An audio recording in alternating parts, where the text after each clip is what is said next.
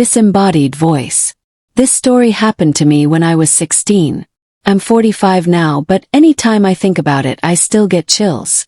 I lived with my parents in a house that was built in the 1940s, and there had been many families through it, although I'd never heard about anything bad or spooky happening there. All of that changed for me one spring afternoon in 1995. I'd just gotten home from school. As was my routine, I ran through the front door and straight into the kitchen to get something to eat. Just as I opened the snack drawer, my mom called out from somewhere upstairs. "Don't eat too much," she said.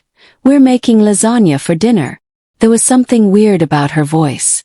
It was unusually muffled, like she was standing behind a closed door. I went to the bottom of the stairs and called up to her. I said I was just having a snack and promised her I wouldn't spoil my appetite. I half expected some funny remark about my teenager appetite sending the family into bankruptcy. Maybe even a sarcastic laugh or something. But she said nothing. I called up the stairs again to make sure she'd heard me. "Mom!" Silence for about 10 seconds, giving me enough time to wonder if I'd imagined hearing her voice. Then she spoke again. "Don't eat too much," she said. "We're making lasagna for dinner." Standing at the bottom of the stairs, I should have heard her voice more clearly than I had from the kitchen.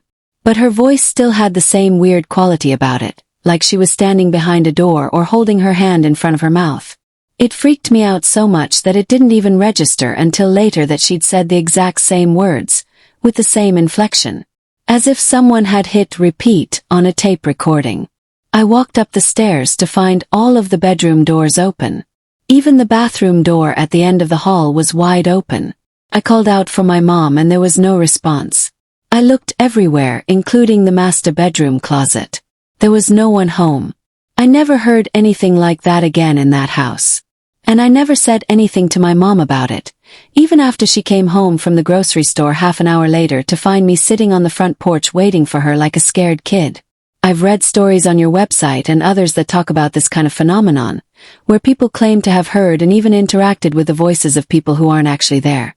There have been stories that say sometimes ghosts imitate the voices of living people, but I don't really know what the purpose of that would be. Has anyone else experienced anything like this?